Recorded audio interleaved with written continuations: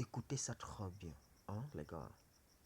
La vérité est dans les plus petites choses. Écoutez bien ce qui vient après. Et surtout jusqu'à la fin. En n'oubliant pas de me donner des likes, de partager mon compte, de laisser vos commentaires. Et je vous reviens à la fin de la vidéo. Aujourd'hui, le football qu'on regarde tous, toi, t'es qui? Chelsea. Ouais. C'est qui l'entraîneur? Fils de Guardiola. Ouais. Il y a quelqu'un d'Arsenal ici? Ouais. Non? Arteta. Fils de Guardiola. Il y a quelqu'un, c'est supporter du Real? Ouais.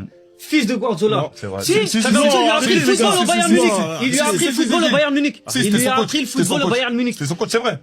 C'est qui aujourd'hui qui a tapé le PSG, la meilleure équipe actuelle, entre guillemets, c'est qui? Compagnie. Fils de Guardiola. Ouais. Les gars, le football actuel, c'est que des enfants de Guardiola. Guardiola, il joue avec ses enfants dans la cour. La meilleure équipe du monde, c'est qui? C'est le PSG. C'est PSG. Enrique, c'est qui? C'est le fils de Guardiola. C'est le fils de Guardiola. Quand Guardiola, il entraîne l'équipe numéro 1 du Barça. En fait... Mais attends, mais pourquoi tu dis, oh, 2008, laissez-moi parler. 2008. Guardiola, il entraîne le Barça. On est d'accord? Il est où Enrique à ce moment-là? Moi, j'ai la réponse. Adjoint. Il est en équipe B du Barça. Les équipes du Barça, on sait très bien comment ça fonctionne dans le club. Comme Manchester City a fait aujourd'hui. Comment ça fonctionne? L'équipe B, elle joue comme l'équipe B. Même les Et c'est qui impose ça? C'est l'entraîneur de l'équipe A. Ouais. Donc Guardiola, il a dit à l'équipe B, jouer comme ça. Tu penses qu'il a pas parlé avec Enrique? Forme les joueurs comme ça, joue comme ça, dans telle position, etc. C'est la même école, c'est l'école Barça. Dans tous les cas, c'est l'école Barça, Luis Enrique et Pep Guardiola. Quand Pep Guardiola, il gagne la Ligue des Champions, Luis Enrique, il est avec Barça B. Donc oui, c'est son fils, même s'ils ont le même âge. Footballistiquement, c'est son fiston. C'est une dinguerie de dire ils ont le même âge, mais c'est son fiston. À photo. C'est une insulte. C'est une dinguerie. Ah. Il insulte notre coach. Ouais, c'est une dinguerie. Non, mais c'est une réalité. Alors, qu'est-ce que vous en dites de l'analyse de Willow?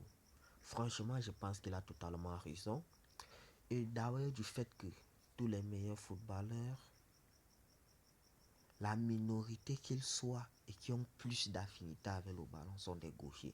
Ils ont une élégance particulière quand ils jouent au football. Franchement, c'est comme si le football, en fait, quand un gaucher décide de jouer au football, c'est comme s'il a une certaine perfection et une certaine familiarité avec ce qu'il fait. Franchement, j'ai remarqué ça même dans la vie quotidienne.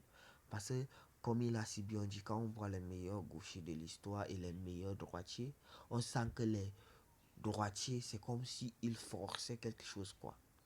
En fait, on pense que c'est à force de travail qu'on voit que non, c'est rare de voir un droitier que quand tu le vois jouer, il a une élégance particulière. Quand vous regardez par exemple dans la génération actuelle qui joue encore, les Mohamed Salah, les Lamine Yamal, les Echeverra, celui de Liverpool, Otavio, le Brésilien, Neymar Junior, franchement, c'était élégant, n'oubliez